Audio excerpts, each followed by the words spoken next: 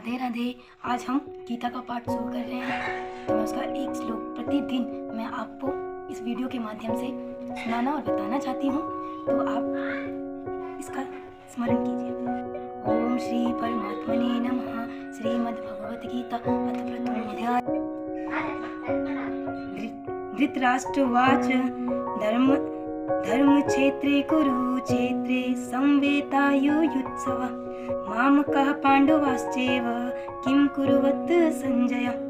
धृतराष्ट्र क्या बोल रहे हैं? धृतराष्ट्र बोले, हे संजय, धर्म भूमि कुरुक्षेत्र में एकत्रित युद्ध की इच्छा वाले मेरे और पांडु के पुत्रों ने क्या किया। इसका सारांश देखिए, इसका पूरा अर्थ। प्रश्न पूछा जा रहा है, कुरुक्षेत्र किस स्थान का नाम है और उसे धर्म क्षेत्र क्यों कहा जाता है? उत्तर, महाभारत वन पर्व के 83वें अध्याय में और लक्ष्य पर्व के 53वें अध्याय में कुरुक्षेत्र के महात्म्य का विशेष वर्णन मिलता है। वहाँ इसे सरस्वती नदी के दक्षिण भाग और दृष्टद्वती नदी के उत्तर भाग के मध्य में बतलाया है। कहते हैं कि इसकी लंबाई चौड़ाई 5-5 योजन थी। यह स्थान अंबाला से दक्षिण और दिल्ली से उत्तर की ओर है। इस समय भी कुरुक्षेत्र नामक स्थान वही है। इसका एक नाम समंत पंचक भी है।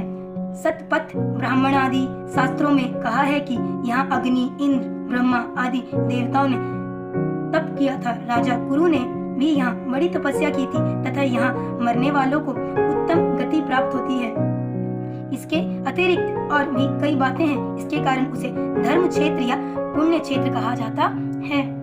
दूसरा प्रश्न पूछा, धृतराष्ट्र ने मामका पद का प्रयोग किनके लिए किया है और पांडवा का किनके लिए, और उनके साथ संवेता और युत्सवा विशेषण लगाकर जो किम अकुर्वत कहा है उसका क्या तात्पर्य है? उत्तर, मामका पद का प्रयोग धृतराष्ट्र ने निज पद के समस्त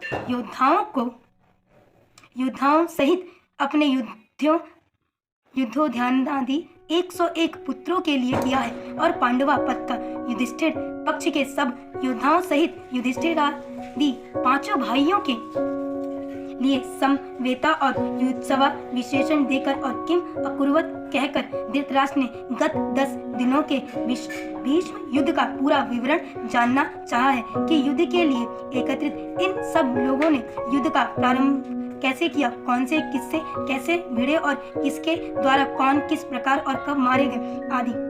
भीष्म पितामह के गिरने तक भीष्म युद्ध का समाचार धृतराष्ट्र सुन ही चुके हैं। इसलिए उनके प्रश्न का यह तात्पर्य नहीं हो सकता कि उन्हें अभी युद्ध की कुछ भी खबर नहीं है और वे यह जानना चाहते हैं कि क्या धर्म क्षेत्र के प्रभाव से मेरे पुत्रों की बुद्धि सुधर गई और उन्होंने पांडवों का स्वत्व देकर युद्ध नहीं किया, अथवा क्या धर्मराज युधिष्ठिर ही धर्म क्षेत्र के प्रभाव से प्रभावित होकर युद्ध से निर्वृत्त हो गए, या अब तक दोनों सेनाएं खड़ी ही है, युद्ध हुआ ही नहीं, और यदि हुआ तो उसका क्या परिणाम हुआ इत्यादि। यत्र योगेश्वरः कृष्णो पार्थो धनुर्धरः